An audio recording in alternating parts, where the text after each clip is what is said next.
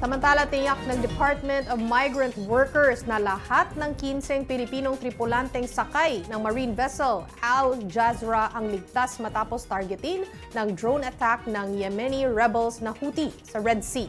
Para sa detalye, makakasama natin si Yusek Hans Kakdak ng DMW. Good afternoon po. Mayong gabi, Miss Chiki. Mayong hapon, mayong gabi. Mayong gabi. Kailan ito nangyari po at paano nailigtas ang barkong may sakay ng mga Pilipino? Isa na lang po, no? Follow up din. Alam na rin po ba natin ang dahilan ng drone attack? Well, ang ulat na natanggap po natin as of yesterday ay safe and unharmed ang ating 15 Filipino seafarers on board the ship that was attacked somewhere near the Bab al-Mandeb Strait. It's the body of water that is in between the Red Sea and onto the Gulf of Aden. So, safe, unharmed. Hindi lang yung mga tripulante, kundi yung barko itself, yung container ship na natamaan ng drone attack, ng drone, ay nasa maayos na ring kondisyon. And sa pagkakaalam po natin ay wala na sila dun sa pinaka-area kung saan nangyari yung insidente. At kinukumpirma na lang natin yung naunang balita whether or not tuluyan na naglayag yung barko. But the most important thing is they are safe, they are unharmed. Dial back lang ako ng konti po, no? Alam po ba natin yung dahilan ng drone attack? Well, ang alam natin na recently nagkakaroon ng mga attacks, no, drone attacks kahit as of this morning.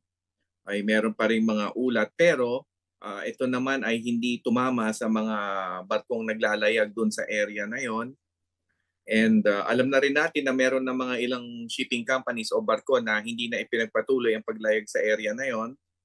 Kaya patuloy naman din ang koordinasyon natin with the DFA at saka yung mga ship owners and yung mga manning agencies dito sa Pilipinas patungkol sa mga developments. And of course, it's been about mag-iisang buwan na since we had put forward the proposal sa mga social partners, social partners, global seafarers unions and global ship owners groups na i-expand ang high-risk areas dyan sa lugar na yan.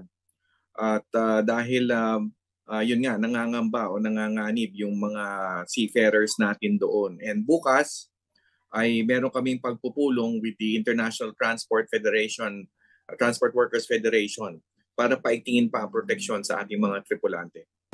At paano po exactly na iligtas, no, itong barkong may sakay ng mga Pilipino?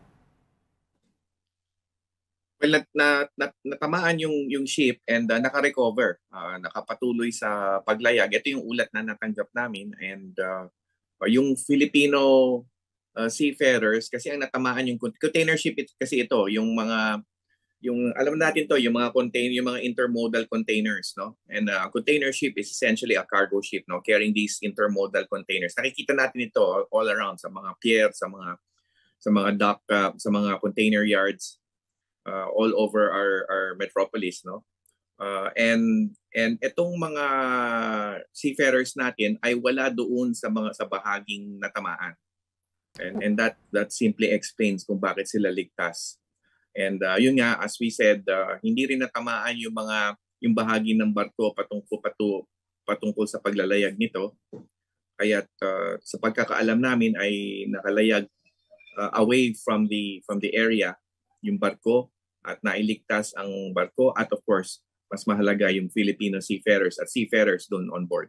Malinaw po. May update na rin po ba dun sa mga kababayan nating nananatiling bihag ng mga Houthi? Sa ngayon ay ang DFA, alam natin, DFA is taking the lead dito sa aspeto ng talking to the foreign governments and other entities who are helping us in terms of pakikipag-usap para sa ligtas na pagpapauwi ng ating mga 17 tripulante do sa Galaxy Leader off the coast of Yemen.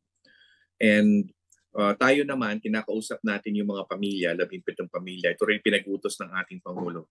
Pahalagahan ng husto yung pagsuporta, pag-handhold sa mga pamilya, yung constant reassurance natin sa kanila that the government is with them, supporting them thoroughly on this. And we have been meeting periodically, frequently with the seafarers' families. And of course, tayo rin ay nakikipag-usap sa kanilang manning agency at sa ship owner na siya namang ding umaaksyon at gumagalaw sa larangan ng ligtas na pagpapauwi ng seafarers. But Chiki, we leave it to the DFA to take the lead in terms of doon sa aspeto ng pakikipag-usap sa mga tumutulong sa atin sa ligtas na pagpapauwi ng ating mga tripulante. Maraming salamat o madamo nga salamat. DMWO IC USEC Hans Katdak.